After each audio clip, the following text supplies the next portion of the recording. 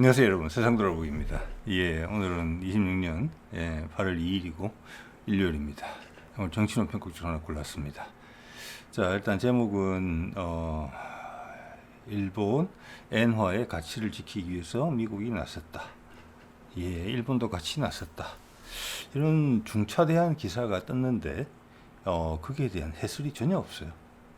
그냥 사실관계만 보도했거든요. 어쩔 수 없이 이게 이제 미국 재무장관이 트럼프하고 회의하는 과정에서 그 메모가 노출이 된 거죠. 한국에도 그런 가끔 있잖아요. 국회에서 국회의원들 휴대폰으로 하다가 찍혀가지고 곤란해지는 경우. 그래서 이 부분에 대한 생각을 조금 말씀드려 보겠다. 이런 부분이 있고, 그 외에 오늘 제 눈에 띈 조금은 개별적인 사안들에 대한 제 의견들을 조금 말씀드려 볼게요. 자, 이게 보도거든요. 미국의 이례적으로 외환시장에 개입했다. 엔화 약세를 제지하려고 대규모 매수를 했다. 여기 기사 내용에 보면은 미국과 일본 정부가 공동으로 개입한 걸로 되어 있어요. 그래서 일본 쪽에서 뜬 기사들도 제가 한 2개 정도 봤거든요. 사실관계만 이야기해요. 풀이를 하지 않아요. 왜? 우리도 마찬가지거든요. 수많은 금융 전문가들이 우리가 궁금하죠. 어떤 일본의, 뭐냐면 IMF 때 우리가 예고가 별로 없었잖아요.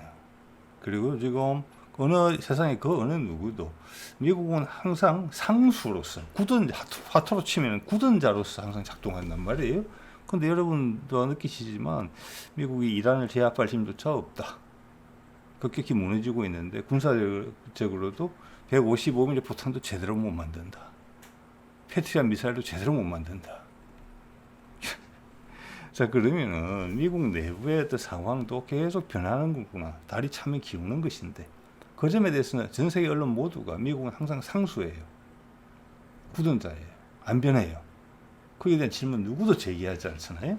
그러다가 갑자기 무슨 일 생기면은 갑자기 사람들이 어떻게 보면 어쩔 수 없는 대자연의 우주의 어떤 실수로 인해서 발생한 일인 것처럼 그렇게 치부하고 넘어가고 금방 또 까먹고 또 시작하고 이런 거에 반복도 좀 내 종지부를 찍어야 된다. 그런 거라고 봅니다.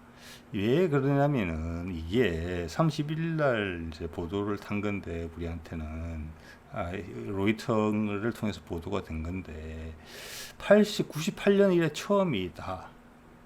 그러니까 지금 한 30년 만에 한 건데, 이것은 위험했다는 걸 무조건 전제로 할 수 있어요.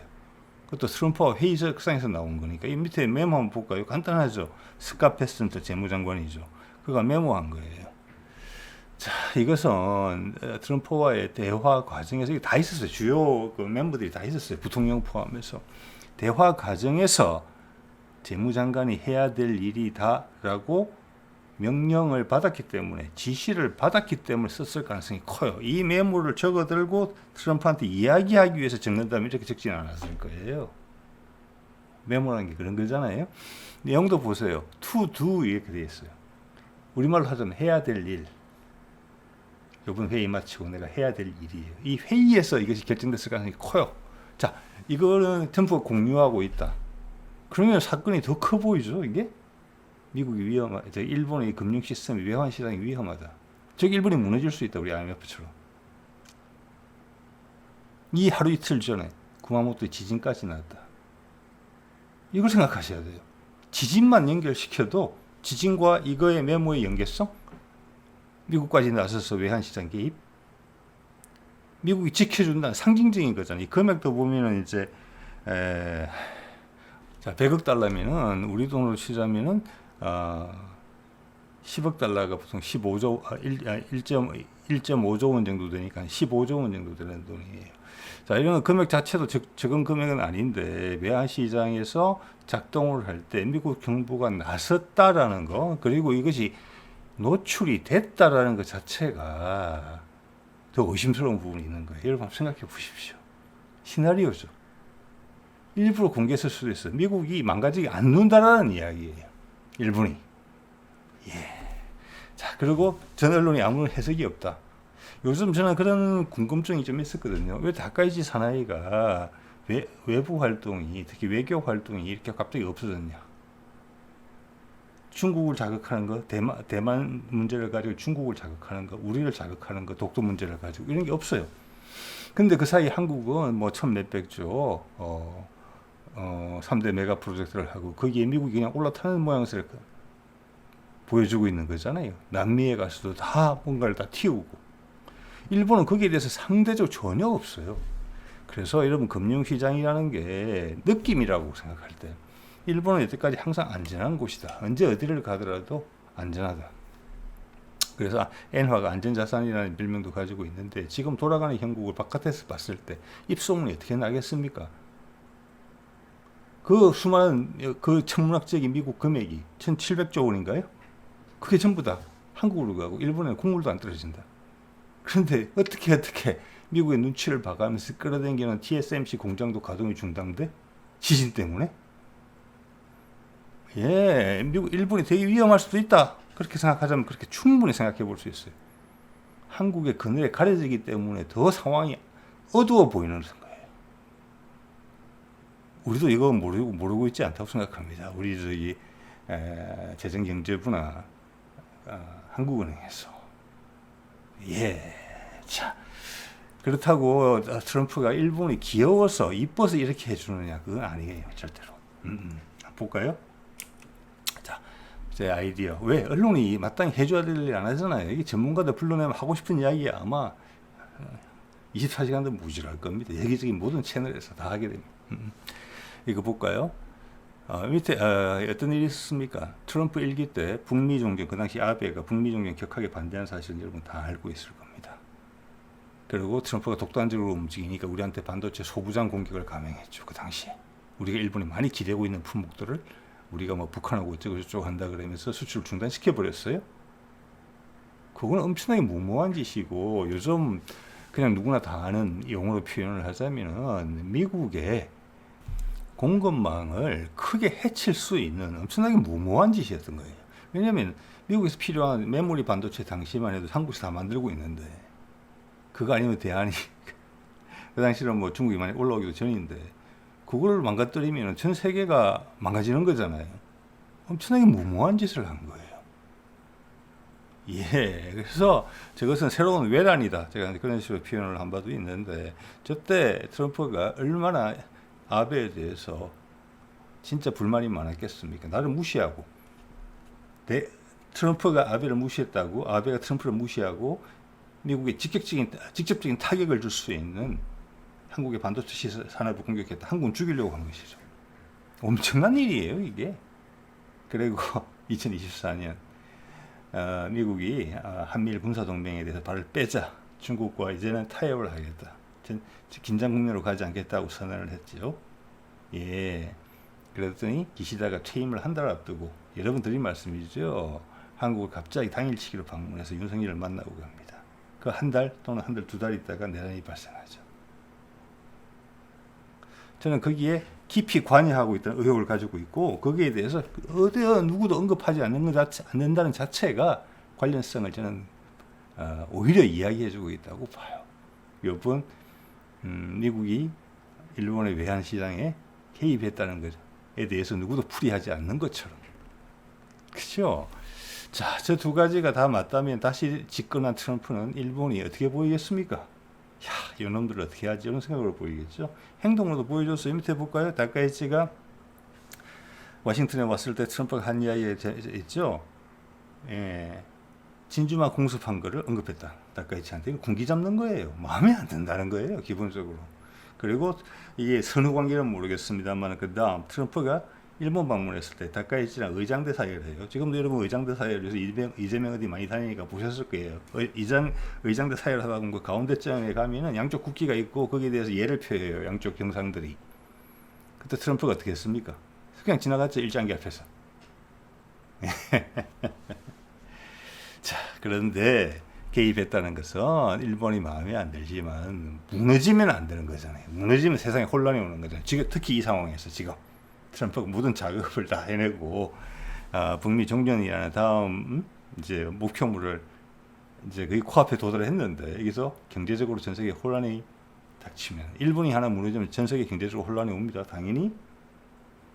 그래서 어쩔 수 없이 개입했다. 그리고 언론의 일부를 노출했다. 예, 이거는 쏠림이니까. 자, 저 부분에 있어서 우리를 공격했던 어떻게 보면은 유택의 자본, 우리 주식시장 그 정신없는 거하고의 연장선상이라도 볼 수 있어요. 어떻게 보면 우리가 버텨냈는데 일본은 취약하다. 자, 그것은 다른 한 추가의 고려 사항이지만 현재 상황으로 봤을 때는 그럴 가능성이 충분히 있어요. 그래서 나섰다. 이론전을 통해서 했다. 적은 돈을 치르고 가장 큰 효과를 봤다. 저 사진이 공개됨으로써 이렇게 생각할 수 있다라는 겁니다. 네. 자, 그들이 이 중차대하고 궁금증이 폭발할 수 있는 내용에 대해서 애써 질문을 하지 않기에 제가 좀 부족한 생각을 말씀드려 봅니다. 예. 볼까요? 구마모토 지진이 7월 28일 오후 4시 27분에 발생합니다. 이때는 시간이 끝났겠죠? 일본 기준으로. 그 다음 29, 30, 31, 그 다음 주말이거든요. 요거랑 상관이 있다. 상태가 안 좋은 일본이었는데 더 위험할 수도 있다. 그들이 지금 그런 표현을 많이 쓰더라고요. 저도 처음 알았어요. 처음 알았습니다. 구마모토나 규슈가 일본의 반도체의 산업의 핵심이다. 예, 직장도 생기고 돈도 만들어낸다. 근데 거기가 지진을 받았네. 지진의 타격을 받았네. 예, 아주 저렴한 가격으로 일본 외환 시장을 무너뜨릴 수 있는 기회라고 충분히 볼 수 있잖아요. 우리도 겪어봤잖아요. 모든 게 뭐 하늘의 섭리에 뭐 지나가다가 누가 뭐 재채기 한 겁니까? 아니에요. 이유가 있는 거죠. 우리가 몰라서 그렇지. 자, 이런 것을 해석을 해볼 수가 있겠고요. 이 사안은. 그 다음 제가 어제 이 말씀을 한번 드렸죠. 우리나라 지금 기동함대 사령부예요. 사령부에서 우리도 미국처럼 뭐 7함대, 5함대, 우리는 기동전단, 예전에도 사령부로 성격이 된 게 한 2년 전이고 그 전까지는 기동전단이었죠. 자, 사령부로 성격이 됐다는 것은 사령부 휘하에 전단이 들어온다는 겁니다. 그렇게 보는 게 타당하죠. 더 큰 것을 묶을 수 있는 구조를 갖췄다. 체계상 이렇게 볼 수 있는 건데, 봐서는 지금 이제 최소한 2개 정도의 항모 기동 전단을 아마 하려고 하는 것 같다. 이런 말씀을 드린 바가 있어요. 그래서 오늘 좀 다른 내용을 보다가 제가 우연히 눈에 띈 게 있어서 한번 여러분한테 설명을 좀 알려드리고 그것이 의미하는 바가 과연 뭘까? 저의 이런 주장이 지지를 받을 수 있을까? 아니면은 수정 보완을 요구를 받을 것인가? 이런 생각을 여러분 해보시면 될 것 같아요.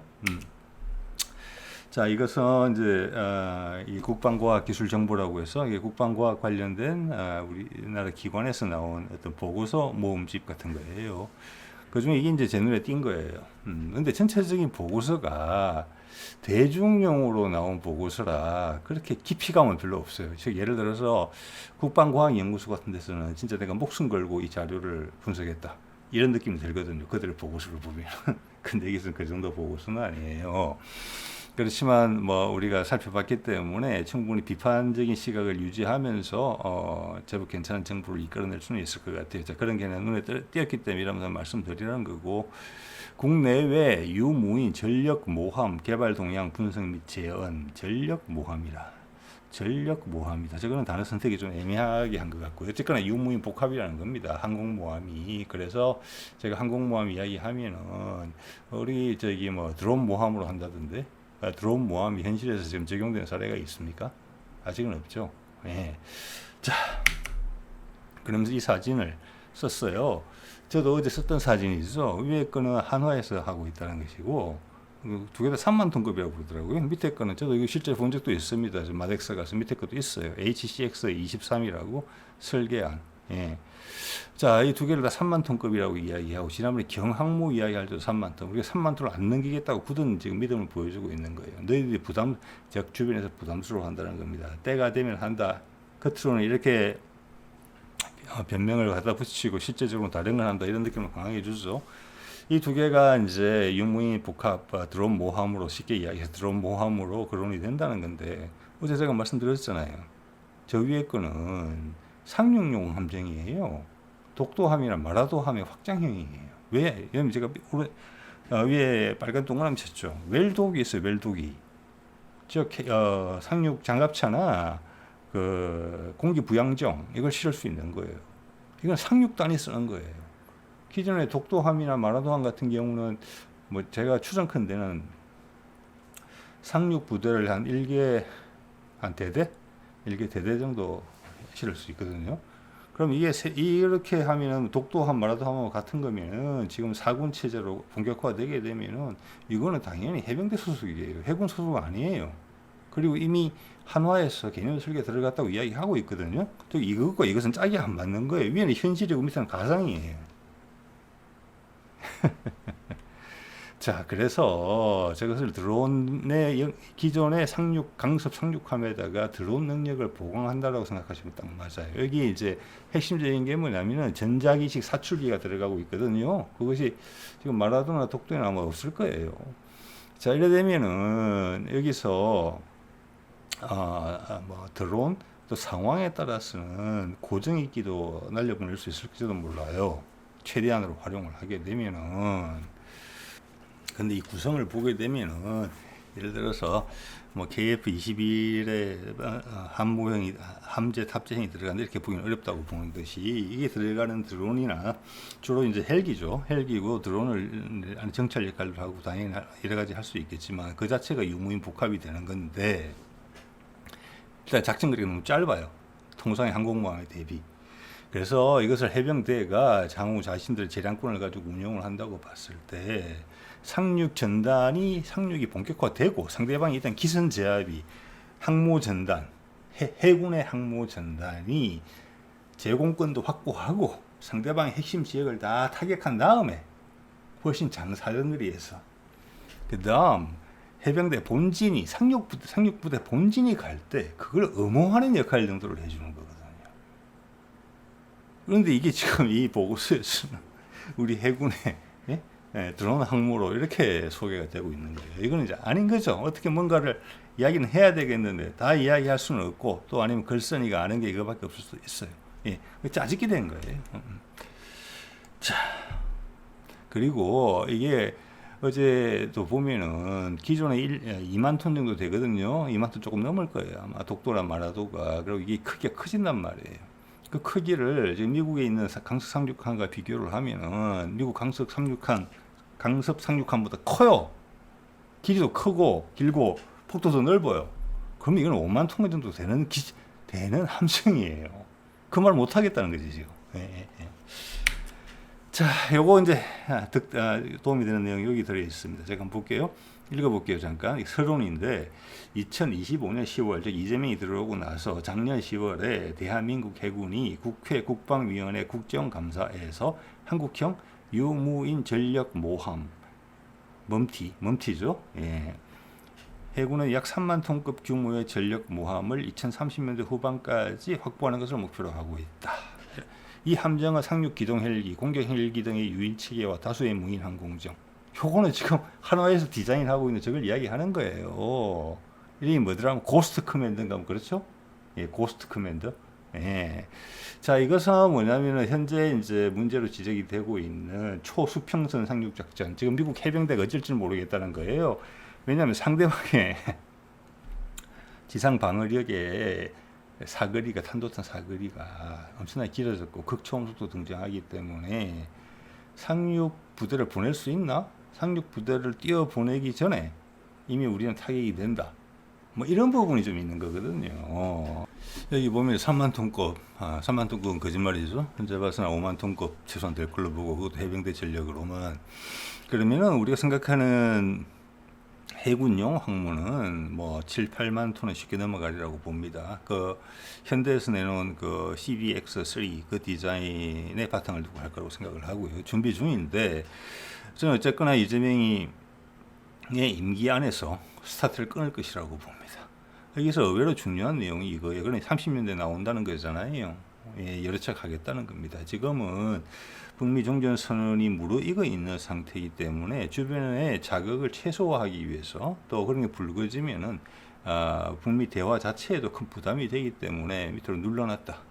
그렇지만 이 정도까지는 이야기한다. 그렇게 보셔야 될 거고 그 언제도 확보를 그 전력모함이든지 항공모함이든지 그게 확보가 공식화된 적이 없을 때까지 하고 싶다 정도였죠. 하고 싶다. 그런데 정권이 바뀌자 바로 나온 거잖아요. 이게 지금 맞죠, 여러분? 작년 5월인가 6월인가 취임했잖아요. 예? 이제 기억이 맞다면 이재명이 거기에 초기 과제에 들어 있었다는 거예요. 이제는 그 공식화한 거예요. 처음으로 우리나라 해군 역사상 처음으로 그게 드론 모함이든지 항공모함이든지 하겠다고 이야기한 거예요. 자, 그러고 나서 FFX3 끝나기 전에 FFX4 호위함 바로 건조하죠. 세종급 개량 안 한다고 이야기하면서 KDDX1 강하게 밀어붙이죠. KDDX2 이야기까지 나오죠. 대형 군수 지원함 추가로 건설하죠. 건조하죠. 다 그런 겁니다. 그래서 이게 핵심적인 정보는 어디서 찾아볼 수 있느냐 하면 내부 분들은 아시겠죠. 카이 같은 데서 그리고 현대중공업하고 KF-21 함재기형을 이 개발이 어떻게 진행되고 있는지 되고 있을 거예요.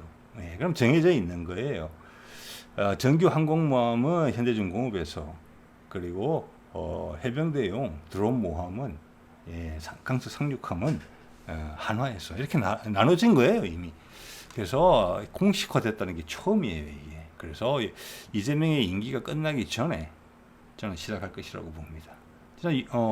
문재인 때 시발 발동을 걸었던 게 윤석열 3년 동안 묻혀 있었다가 다시 살려낸 거거든요. 바로 재빨리 맞죠? 그 다음 호위함 4 KDDX 바로 결정하고 KDDX2 이야기 나오고 대형 군수 보급함 만들고 그럼 그게 필요한 그리고 원자력 추진 잠수함 바로 들어가고 다 이거예요. 예.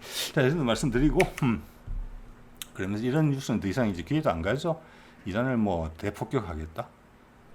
예. 그리고 반격하면 어떡할 건데. 예. 그래놓고 그게 항상 패턴이 이제 약간 읽히네요. 주말 들어가기 전에 급주는 말을 하고 주말이 끝날 때쯤 되면은 안 한다 이렇게 이야기하는 건데 일단 보류. 이거 뭐 늘 반복되는 거라 시간 끌기 하고 있다. 저는 지금 계속 그걸 찾아보고 있거든요. 지금 이재명이 독일을 갔는데 독일 국빈 방문도 아니고 그냥 간 거예요. 그거 보면 이제 환영식도 보면은 조촐했어요. 그 독일 측이 나온 인사들을 봤을 때. 이거는 동포 간담회를 가기 위해서 간 거거든요. 동포 간담회 때문에 굳이 그까지 갈 필요가 있느냐, 저는 그 생각을 한단 말이에요. 어쨌거나 하루를 만들어낸 거거든요. 이 일하기 좋아하는 사람이. 그래서 다른 게 있을 수 있다는 가능성에 대해서 생각을 하고 있거든요. 그래서 그 동포 간담회 지금 영상이 안 뜨고 있어요. 그래서 일단 거기에 대해서는 제가 촉각을 곤두세우고 있다는 말씀을 드립니다. 예. 독일은 북한하고도 수교하고 우리도 수교하고 있는 그런 나라예요. 그래서 과거에도 보면은 강훈식 비서실장이 유럽 갈 때 꼭 그 독일을 들르거든요. 자, 그 점하고 트럼프가 이제는 다 누구한테 노출될 정도의 거짓말을 이렇게 하고 있는 상황. 그리고 또 다른 신호가 또 보이죠. 지난번에 이제 뉴욕 타임즈에서 좀 작년인가? 예, 북한에 뭐 이렇게 네이비 C를 보내서 어쩌고 저쩌고 하다가 거기에서 북한 어부를 만났든지 오늘 보니까 뭐 조객하던 사람을 2-3명하고 만나가지고 그들을 사살하고 돌아왔다. 도청 장치를 설치하기 위해서 갔다. 난 그런 말 들은 적 없다라고 트럼프가 이야기를 했는데 이번에는 그 기자한테 나와라 법정에. 왜냐하면 그 기자가 20몇 명인가에 내부 정보를 통해서 기사를 작성했다고 이야기했기 때문에 그들이 누군지 알아내겠다는 거예요. 내부 제보자를. 즉 이 말은 뭐냐면은 그런 사실이 있었다는 걸 인정하는 거거든요. 자, 이것이 북미 종전을 이제 본격적으로 점화가 되기에 앞서서 이런 이야기를 했다는 것은 어떤 의미가 있을까? 여러분 이제는 뭐 이거 계속 보시는 분도 느끼실 겁니다. 트럼프는 완전히 여우다. 이거는 북한이 잘 몰랐던 부분에 대해서 내가 인정한다는 그런 효과가 간접적으로 나고 있어요. 예, 그리고 아까 베센트 재무장관이 노출한 거 그거랑 자, 이런 부분이라고 생각해 볼 수 있다는 말씀을 드리는 거예요. 왜 이 시점에 이렇게 했냐 이거지. 그것도 지금 북한하고의 다음 단계로의 전화. 젤렌스키 만났고 네타냐후 만났잖아요. 어떤 비공개로 어떤 식으로 결론을 냈을 거예요. 그러면 이 이야기는 좀 더 이따 해도 되고 묻어버려도 될 수 있어요. 그런데 그 이야기를 굳이 꺼내서 이런 식으로 표현을 했다? 이거는 인정한다, 내가 사실관계를. 이런 신호로 읽혀야 된다고 저는 봅니다. 예. 이게 조금 더 중요한 거는 거의 같은 시간에 이런 기사가 나왔죠. 위성락이 호르무즈에 기여한다. 가능한 옵션을 검토 중이다. 미국의 구체적 요구는 없다. 이 말은 미국의 구체적 요구가 없는데 우리한테 중요하기 때문에 개입하겠다? 양쪽을 화해시키는 것밖에 없는데 지금은 결정만 하면 되는 부분이거든요, 사실은. 그래서 위성락이 이야기하는 것은 그걸 끝낼 때가 다 됐다는 뜻이에요. 그래서 지금 트럼프가 또 북한에 특수부대 보냈던 걸 트럼프 일기에서 인정한 거는 같은 맥락이라고 보시면 돼요. 자, 이거는 뭐가 상관이 있느냐? 제가 그런 말씀 계속 드리는데, 죄송합니다. 이란하고의 종전은 이미 조건은 다, 협상 부분은 다 완료됐어요. 단지 타이밍만 기다리고 있는데, 하나 더 성숙했다. 이러면서 이재명이 마지막에 굳이 동포간담회를 위해서 독일까지 들렀다 오니까 제가 동포간담회 건에 대해서 궁금해 하는 거예요. 결론 낼 때가 된 거거든요. 그래야지만 트럼프가 급하게 며칠 전에, 이틀 전인가요? 며칠 전이죠. 예. 네타냐후하고 젤렌스키를 같은 날 두 탕이나 한 거잖아요. 이거 뭐 시간이 되게 촉박하다는 거거든요. 그거하고 굳이 연계를 시켜본다면은, 그러니까 중복돼서 막 결정이 막 발생하는 거예요. 실시간으로. 그 다음 날짜가 막 잡혀요. 궁극적으로 트럼프를 위한 거죠. 트럼프 시간이 많이 없으니까 11월 중간 선거까지. 자, 그런 관점에서 보면은 여러분의 이재명이 독일 관계 이유일 수도 있다. 거기서 뭔가 어떤 결론을 내려고 한다면은 트럼프가 앞에 결론을 내줬어야 된다는 거죠. 그런 생각을 해볼 수 있다는 시나리오로서 말씀드리는 거고요. 그러면서 위성락 이야기까지 하는 거예요. 이것은 트럼프가 네타냐후하고 젤렌스키 만나면서 많은 걸 해결했다는 거예요. 그 다음 단계로 넘어갔다는 거. 우리가 여기서 군사적으로 개입하는 거 아닙니다. 절대로. 이건 뭐냐? 이란에 들어가는 거 재건 기금. 그래서 이 전체를 어떻게 다 행복하게 바꿔줄 수 있고 번영으로 갈 수 있게 하느냐. 미국이 계속 이익을 보면서. 그래서 사우디 핵무장권으로는 이미 결정을 해줬기 때문에 이란의 핵무장을 캐내지는 못할 거예요.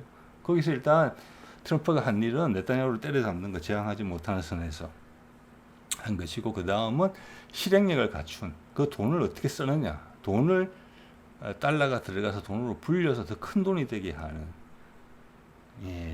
그 지역의 평화와 안정을 보장할 수 있는 인프라를 구축하는, 신기술의 인프라를 구축하는 그 역할을 우리가 한다.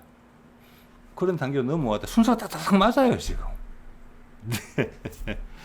그래서 위성락은 아마 그런 이야기다. 이것은 북한과의 관계 개선이 지금 목전에 왔다.